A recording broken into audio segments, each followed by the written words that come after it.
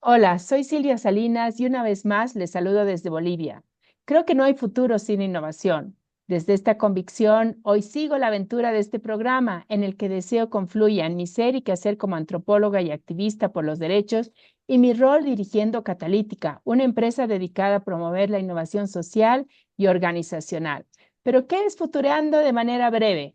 Bueno, Futureando es un programa para pensar y co-crear el futuro desde distintas temáticas, perspectivas y latitudes.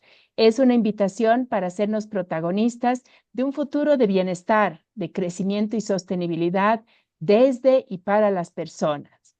Hoy la pregunta que nos convoca es, ¿la sociedad civil y el futuro tienen futuro? Las entidades del tercer sector en España, y bueno, voy a hablar un poquito más de España porque nuestra invitada de hoy, mi invitada de hoy es de España, pero vamos a hablar también de cómo se ve esto en otras latitudes, en países como Bolivia, al otro lado del Atlántico. Pero empiezo comentándoles algunos datos bien interesantes sobre el tercer sector en España. Las entidades del tercer sector tienen un rol muy importante en la sociedad por su conocimiento de la realidad en contextos cambiantes, en contextos de, bueno, BANI, como se llaman también, de ansiedad, de incertidumbre, donde los retos sociales son cada vez mayores, pero presentan diferentes barreras en las que hay que seguir avanzando. Algunos datos del barómetro del tercer sector de acción social, me encantó ese concepto sobre el que aprendí ahora a partir de la información también que pude revisar antes, que se presentó en 2025, son datos del 2024, resumen algunas cifras que nos dan, nos ilustran sobre la relevancia del sector y el volumen del sector en España y que también creo que nos hacen reflexionar sobre realmente cuál es la importancia y la representación de este sector en nuestros distintos países. Bueno, en España, el número de intervenciones que el 2023 tuvieron las entidades del tercer sector en España ascendía a casi 47 millones y medio, lo que es una cifra muy significativa que muestra el papel crucial que representan las entidades para la búsqueda del bienestar de las personas y su capacidad generadora de servicios sociales para las personas y los grupos más vulnerables. Por otro lado, se calcula que aproximadamente los ingresos económicos del tercer sector de acción social están ligeramente por encima de los 19 mil millones anuales. Esto representa el 1,44% del PIB español. Si a esto se une que el total de personas trabajadoras del sector representan un tercio del total del personal laboral en el sector de servicios sociales y sanitarios, se puede afirmar que la relevancia de estas organizaciones de acción social es evidente en la economía española. Un dato final para seguir con el tema, con esta introducción al tema antes de dar la palabra y, y conocer y presentarles a una invitada muy, muy especial, es que estas TSAs están altamente feminizadas, ¿no? Solo en los órganos de gobierno se ha observado ciertas variaciones donde se ha dado más peso a la figura masculina. Es decir, que todo este sector del tercer sector, organizaciones de la sociedad civil tienen una alta presencia femenina, ¿no? Sin embargo, desde el 2010 se ha consolidado la presencia femenina en los cargos directivos, representando el 60%. Este dato es aún más relevante cuando se compara con los datos del personal directivo de España, donde la presencia femenina aproximadamente es de un 35%. Creo que si bien son datos de España, como ya venía diciendo, al tiro me conectaban y decía, bueno, ¿cómo es en Bolivia? ¿Qué puedo observar en Bolivia? Tal vez no tenemos los datos tan precisos como en el caso de España, pero creo que tenemos tendencias muy similares, ¿no? Entonces, bueno, voy a dar nuevamente la bienvenida a María José Soler, alguien muy, muy especial. Nos conocimos hace ya, bueno, algunos años en México y a quien, bueno, he seguido un poco por las redes y admiro y quiero mucho, así que es un programa muy especial. Bienvenida, María José, y quisiera pedirte que tú te puedas presentar, por favor. ¿Quién es María José Soler? Bueno, en primer lugar, muchísimas gracias. El placer es mío estar aquí contigo porque efectivamente, aparte de ese lazo más especial, sentimental, nos une también, yo creo que un respeto mutuo por la profesión, que yo creo que eso también es muy importante. Así que muchas gracias, la verdad, por darme la palabra y por darme voz. Bueno, pues mi formación y mi profesión principal es la evaluación de políticas públicas. Llevo más de 18 años dedicándome a la evaluación Y bueno, pues todo ese tiempo me ha permitido conocer diferentes esferas y diferentes lugares desde donde creo que la evaluación puede tener una oportunidad y puede ser una herramienta. Aparte de conocer, por supuesto, a las diferentes administraciones públicas por haber ejercido o dirigido o formado parte de equipos de evaluación en diferentes países a nivel internacional y ver un poco cómo llevan su labor estas administraciones públicas. También he podido participar y ver cómo funciona la empresa privada. Y por supuesto, últimamente, desde que ocupo mi cargo como directora en I4D, que es una consultora que se dedica a la evaluación, entre otras cosas, bueno, pues he tenido la oportunidad de conocer más en profundidad el tercer sector, muy vinculado a la evaluación de políticas públicas, porque obviamente todo el dinero que percibe el tercer sector, o casi todo el dinero, es por parte de la administración pública, es decir, es dinero público. Y aunque una mínima parte la percibe por las entidades privadas, empresas o grandes fundaciones, no deja de tener que rendir cuentas sobre cómo está utilizando ese dinero, tanto a la sociedad como a los propios entes que la financian. Y ese es un poco mi recorrido a nivel profesional. Muchas gracias. Y bueno, sí, nos debemos, aún no he hecho, este es el programa, vamos, creo que es el número 15 y no he hecho un programa sobre evaluación, que bueno, ahí es desde ese sombrero, como decimos, nos hemos conocido y yo creo que es un tema también muy importante, la rendición de cuentas, la innovación y bueno, creo que es un tema muy relevante y con muchas aristas, así que espero que tengamos oportunidad de encontrarnos en otro programa más adelante para hablar de la evaluación, ¿no? Y bueno, siguiendo con el tema del tercer sector. Bueno, quisiera que nos ilustres un poquito en este momento. La audiencia es muy diversa y esa es la intención de hablar del futuro, como decía, desde la diversidad y para la diversidad también. Ujú, ¿Qué es el tercer sector? ¿Qué es la sociedad civil? ¿Cómo se vincula con otros conceptos como, bueno, colectivos, organizaciones no gubernamentales, nacionales e internacionales? O sea, ¿qué es este tercer sector? Y que, bueno, además le han puesto un apellido, digo, de acción social en este informe, el barómetro que he comentado brevemente a manera de introducción. ujú. Bueno, la verdad es que independientemente de cómo lo llamemos, creo que no deja de ser un colectivo o un grupo de personas que se reúnen para intervenir en aquellas acciones en las que consideran que el Estado no está llegando o no está haciendo lo que tiene que hacer o no está cubriendo las necesidades que en ese momento encuentran en el colectivo al que se dirige cada entidad, porque obviamente hay muchos colectivos a los que se dirigen. Es cierto que lo que les une, por decirlo así, es que se unen a colectivos de vulnerables, ¿no? Que no tienen acceso a ciertos recursos o que no tienen acceso a ciertos derechos o que sus derechos son vulnerables. Independientemente, como te digo, de cómo le llamemos, al final la única diferencia puede ser más la forma jurídica. Es decir, tú puedes consolidarte como una asociación y tienes que pasar una serie de registros, como una fundación que conllevan otros, o puedes sin más juntarte en tu barrio con un grupo de vecinos bueno, pues intentar ayudar a un colectivo que consideras que necesita tu ayuda. Básicamente yo creo que es eso. En España hay una gran diversidad de asociaciones, fundaciones. Yo creo que la diferencia, ya te digo, está en la forma jurídica que tengan y por otro lado en el colectivo al que atienden. Intentan generalmente especializarse mucho en un colectivo, aunque es cierto que puede haber algunas entidades o algunas asociaciones que están más dirigidas a algo más global, ¿no? A atender esa vulnerabilidad como lo que llamamos de la atención 360 grados. Vamos a intentar, porque la vulnerabilidad no deja de ser múltiple, e interseccional, igual que cuando hablamos del género. Esas brechas al final vienen por diferentes lados y no hay una única causa. Eso es lo que te diría yo que es el panorama actualmente o como lo podemos denominar, ¿no?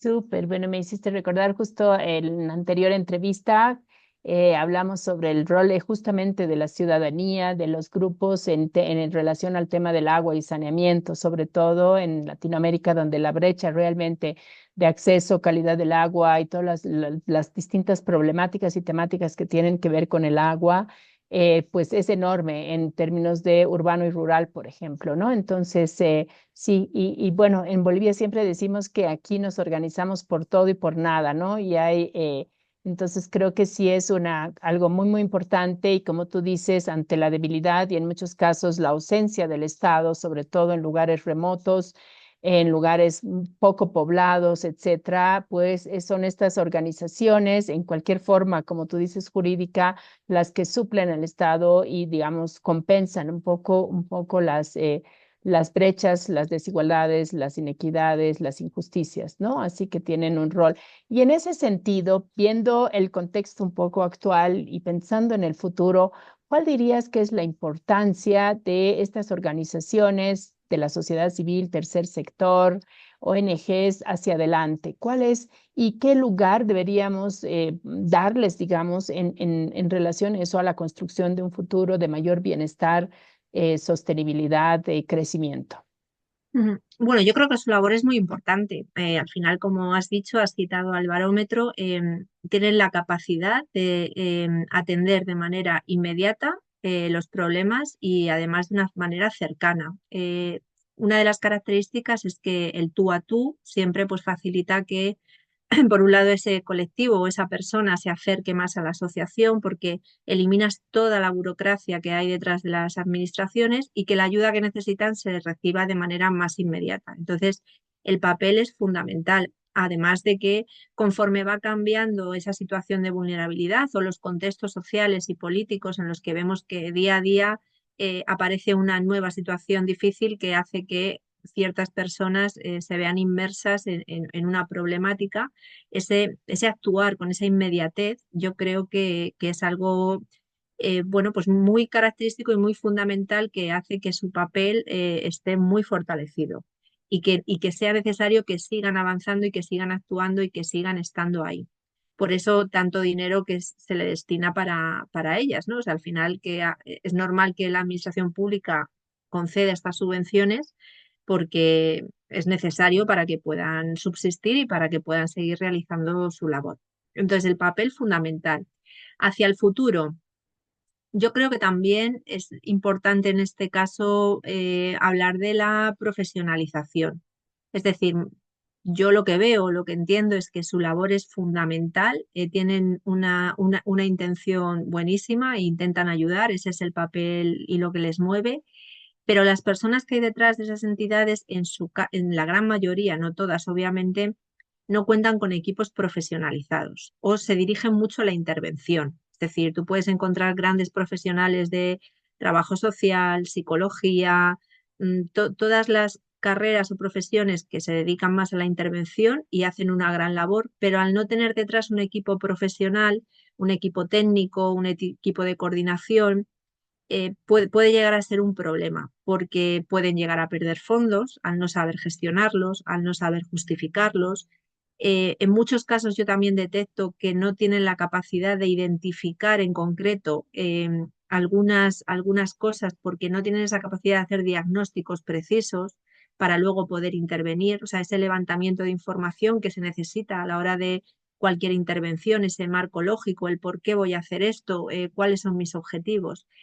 Entonces, al no tener esos equipos detrás, puede llegar a ser una problemática porque pueden llegar a perder muchos fondos y pueden llegar a desaparecer. Ten en cuenta que dentro del ecosistema de las entidades sociales hay unas muy grandes, como puede ser Cruz Roja, bueno, fundaciones que tienen muchísimas personas trabajando y hay otras muy chiquititas que pueden estar actuando en un barrio concreto, yo qué sé, pues en la ciudad de Madrid o en la ciudad de Murcia. Esas entidades tienen una gran labor porque están atendiendo a alguien a quien no está llegando el resto de entidades o la administración pública, pero como no sepan administrar esos fondos o gestionar esos fondos, pueden llegar a desaparecer. Entonces, esas personas se van a quedar sin esa ayuda que tanto necesitan. Otra cosa para mí también muy importante es el relevo generacional, ¿no? Es cierto que hay jóvenes o personas jóvenes que se interesan por esa ayuda, por esa acción social, por el darse al otro sin nada a cambio, pero no la gran mayoría. Entonces, cada vez, aparte de que España obviamente es un país envejecido, porque bueno, pues la natalidad está muy baja y cada vez hay menos niños y niñas que nacen, pero más allá de eso, creo que también habría que acercarse a la juventud para que también se interesara por este tipo de labor, bien a nivel profesional, bien a nivel de voluntariado, y pudieran adquirir, porque yo creo que es muy importante que las personas que llevan dedicándose a esto todo el tiempo, toda la vida, sean capaces de transmitir esos conocimientos. No que lleguen una vez que esas personas ya no estén, porque entonces hemos perdido toda esa historia y todo ese entramado del que venimos, ¿no? El vaciado del que muchas veces se habla cuando no hay ese relevo intergeneracional donde se transmiten los conocimientos. Creo que eso puede ser muy problemático. Y luego hay otro aspecto también que creo que puede llevar a impactar negativamente en las entidades, la colaboración, ¿no? La colaboración público-privada. Muchas entidades se centran mucho en la administración pública para recibir sus fondos, pero están olvidando que en cualquier sociedad, igual que en Bolivia, igual que en cualquier país, hay un entramado, hay una serie de actores que si no colaboran pueden perder muchas oportunidades. Por supuesto, los grupos empresariales que les dotan de financiación privada, pero también se pueden acercar a la universidad, eh, donde pueden encontrar un conocimiento que a lo mejor ahora mismo no tienen o no tienen esa capacidad de tener. Entonces, esa colaboración, ese trabajo en red no se está dando o no se está dando de la manera en la que se debería dar. Y eso podría propiciar eh, ese avance de las entidades del tercer sector. Parece súper interesante porque diría que con una importante diferencia o particularidad, eh, puedo identificar que los mismos problemas se dan acá, en las organizaciones de la sociedad civil. El tema de tal vez esto de la no profesionalización vinculado también a el pensamiento estratégico, tal vez algo, ¿no es cierto?, en la sostenibilidad. Acá creo que el tema del financiamiento es un poco distinto, porque más bien hay una altísima dependencia de la cooperación internacional que, bueno, está desapareciendo en la región, ¿no? Y muy pocos cooperantes y no se ha desarrollado las estrategias y las competencias para poder, uno, articularse a otro sector, a otros sectores, a generar alianzas público-privadas, a tener modelos mixtos de financiamiento, ¿no? Entonces hay una gran dependencia que es económica, pero también es de mindset, ¿no es cierto? O sea, la dependencia de la cooperación ha traído muchísimas cosas buenas, muchos proyectos, muchos resultados, pero también ha generado un estado de cierta, de pronto, pasividad y no pensamiento prospectivo, pensamiento estratégico que permita ver cómo se diversifican las fuentes de financiamiento, ¿no? Pero también me identifico esto del relevo generacional y bueno, yo soy fan también de lo intergeneracional, que es parte de este proceso, del proceso de pronto de relevo, ¿no? O sea,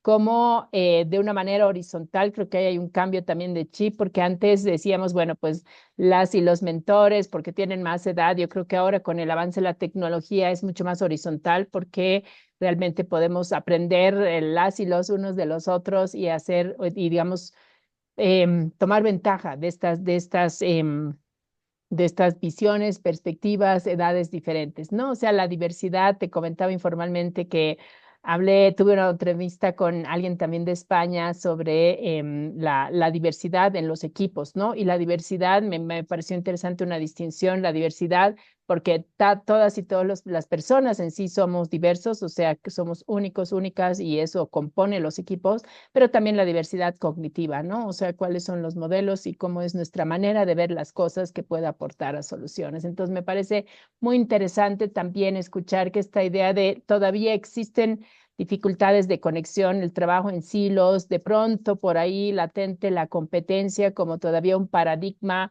fuerte cuando debemos, creo, transitar para tener alguna posibilidad de futuro, de mejor calidad a la colaboración, ¿no? Entonces, aparte de estos desafíos, si tú nos puedes compartir en el trabajo, ¿no? Desde tu trabajo y tu experiencia, algunas, bueno, voy a reiterar, experiencias significativas, ¿no? Que hayan realmente hecho un cambio, impactado, aparte de los datos del barómetro, y cuáles han sido, si podemos hacer un poco un análisis, sus factores de éxito, ¿no? Si tuviésemos que hablar de algún caso o algunos casos emblemáticos que ilustren a una organización, un colectivo, que además muestre algunas pistas hacia el futuro, ¿no?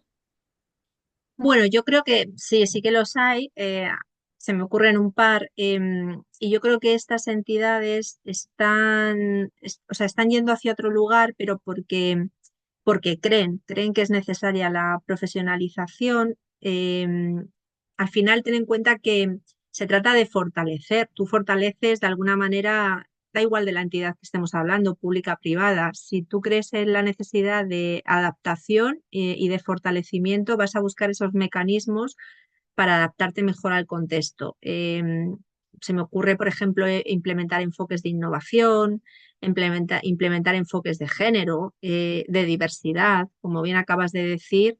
Por mucho que haya equipos que crean que conocen la situación de un cierto colectivo, si parte de ese colectivo forma parte de la toma de decisiones, obviamente será mucho más fácil entender cómo se siente y qué es lo que necesita.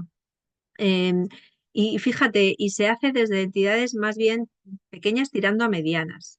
Creo que son las que más ganas tienen de seguir adelante, de avanzar sobre todo, de dar respuestas. Cuando estabas hablando, estaba recordando, has citado el caso de la cooperación. Yo he evaluado proyectos de cooperación española en otros países de Latinoamérica y me he encontrado con que había algunas entidades de cooperación que el enfoque era, no vamos a ser una entidad asistencialista, porque efectivamente cuando nos vayamos no vamos a conseguir que el impacto que hemos querido generar permanezca en el tiempo, sino que vamos a ser una entidad que explique cómo va a ir el cambio, ¿no? O sea, que el, haga elementos que realmente se produzca ese cambio y que ese cambio permanezca en el tiempo. Bueno, aquí ocurre lo mismo. Si tú eres una entidad que solamente quieres recibir dinero para subsistir, no vas a realizar un buen cambio. Tienes que intentar generar cambios que permanezcan en el tiempo.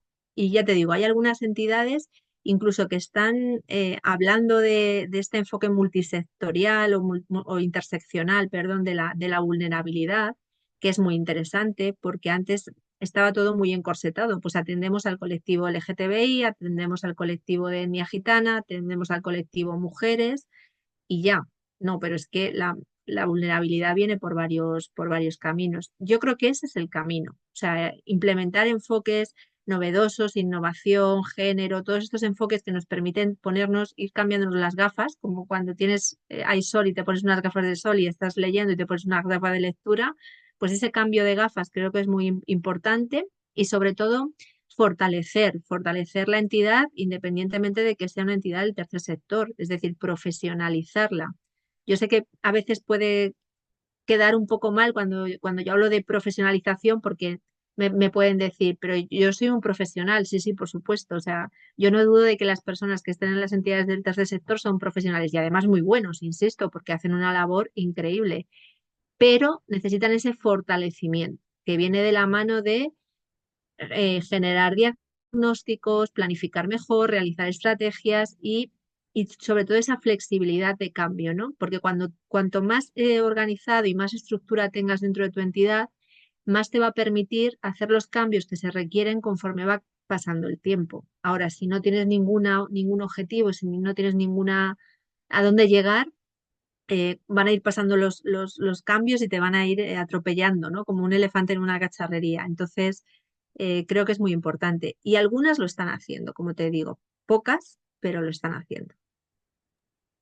Qué interesante. Y fíjate que antes de la entrevista justo estábamos con un equipo, tenemos el desafío de trabajar un taller sobre gestión orientada a resultados y Mm. también estábamos trabajando en una teoría de cambio, ¿no? Que son herramientas y más, bueno, hoy estamos hablando de que estamos en una época de absoluta confusión, ansiedad, incertidumbre, etcétera. Y ahí a veces también, como tú dices, y ya poniéndome un poquito el sombrero de evaluadora, me he encontrado también con organizaciones que durante 30 años siguen haciendo exactamente lo mismo, ¿no? O sea, y aplicando de pronto capacitaciones centradas en la información que hoy está disponible, en la racionalidad, en que en realidad el supuesto es que como no conoces, vas a tomar, ese es el hueco principal, el vacío principal, cuando en realidad no voy a decir que no es importante no conocer y estar bien informados e informadas, pero también tenemos que introducir otros enfoques, ¿no? Como, bueno, hace un par de días hice otra entrevista a alguien que trabaja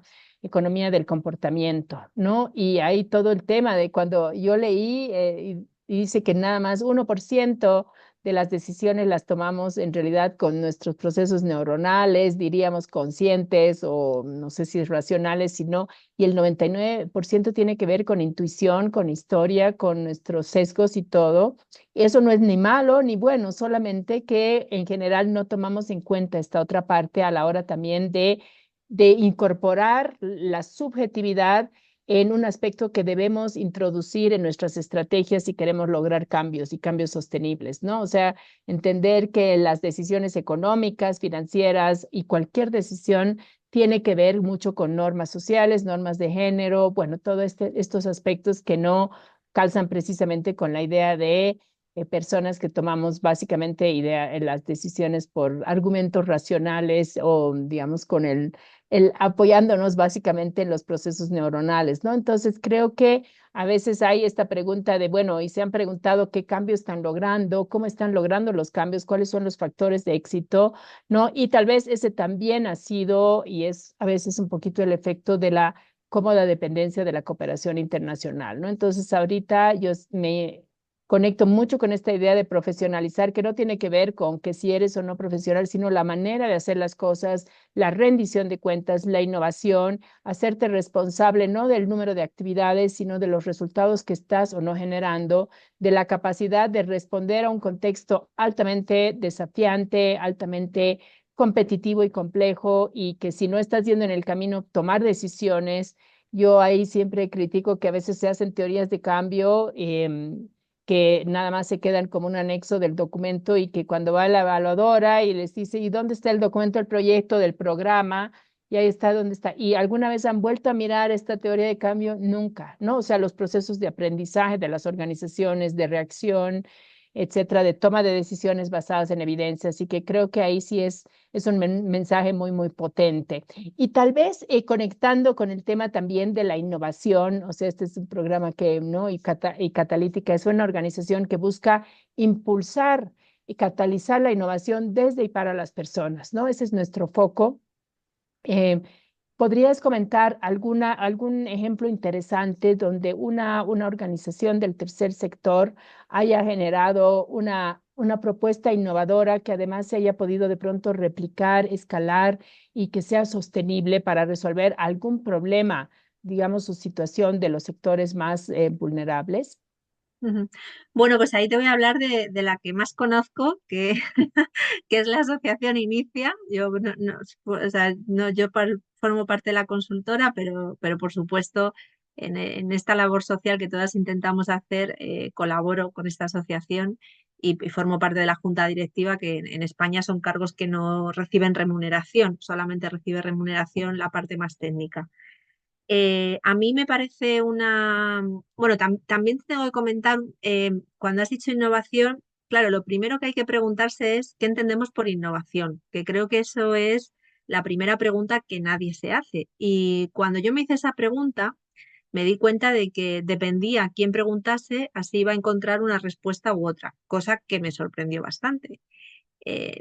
Porque por lo menos que haya una definición base y luego tú la vas adaptando a tus situaciones, ¿no? Pero ni siquiera había eso. Entonces, cada persona entendía una cosa, pero lo que es más preocupante, cada administración pública que financia un proyecto innovador entiende una cosa diferente por innovación.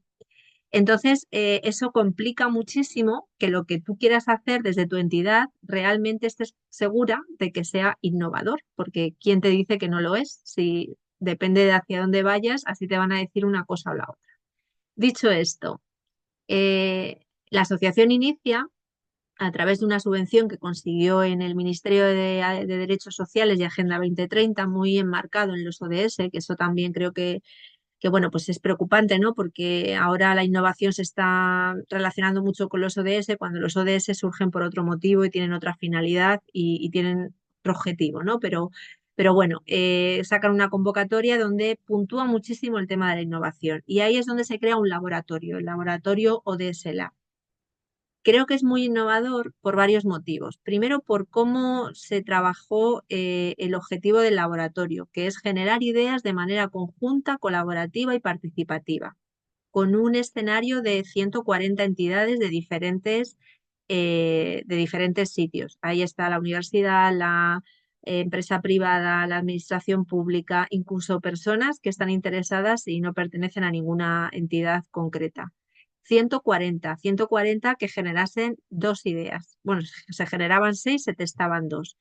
Entonces ya el propio proceso de creación del laboratorio de generación de ideas ya es, para mí es innovador, porque cómo haces que confluyan 140 entidades de diferentes lugares y generen una idea. Es decir, cómo buscas algo que les preocupe a todos y a todas y que además ese producto luego, porque esa era o la otra intención, sea transferible a sus propias entidades y a su propio trabajo.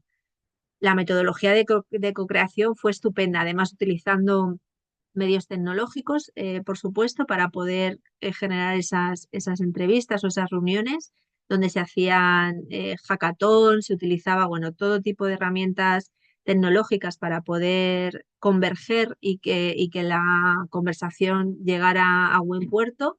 Y de ahí efectivamente salieron seis ideas innovadoras que luego se testaron dos de ellas y una de ellas precisamente fue cómo estaba la inteligencia artificial implementando el enfoque de género y por lo tanto cómo reproducía patrones sexistas dentro de toda la información que generaba y que estamos usando todas y todos en nuestro trabajo diario.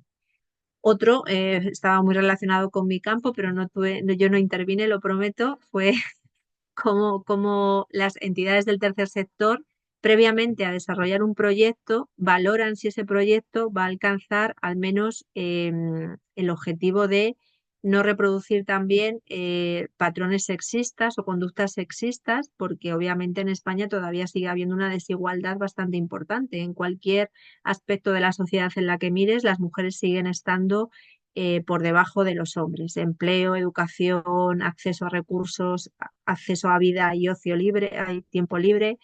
Entonces, ambas ideas se testaron y dieron muy buen resultado. Por lo tanto, yo sí que creo que es uno de los pocos proyectos o laboratorios que existen ahora mismo. Están ya en la segunda, bueno, en esta primera edición es cierto que se centraron en el ODS 17, que es la colaboración, la creación de redes, y en el 5, que está relacionado con la igualdad. Y en esta segunda convocatoria se están centrando en el 8, el trabajo digno, para ver un poco cómo dentro de las entidades del tercer sector, porque aunque es cierto que los datos del observatorio que has comentado al principio de la entrevista son bastante buenos, hay que rascar un poco y ver qué es lo que hay detrás, ¿no? Entonces, ¿cuál es el trabajo real o cómo está el trabajo realmente dentro de las entidades del tercer sector? Si es un trabajo digno, ¿no? Si es un trabajo que realmente porque ese es otro de los problemas que ahora mismo hay en España. Hay muchas personas trabajando, pero muchas personas pobres. Porque no tienen no consiguen el suficiente dinero con sus trabajos para el ritmo o el nivel de vida que ahora mismo se exige, ¿no? Entonces, bueno, creo que son temas muy interesantes, creo que se tocan temas de actualidad, pero sobre todo que se construyen soluciones desde esa colaboración público-privada, desde ese trabajo en red y se construyen soluciones en las que todas las personas que han participado están de acuerdo y consideran que es ahí hacia donde quieren ir. Ese sería para mí ahora mismo el proyectazo que pocos he visto igual en España, la verdad. No, qué interesante, porque, y mira, confluyen colaboración, co-creación, ¿no es cierto? O sea, y me parece que es confianza.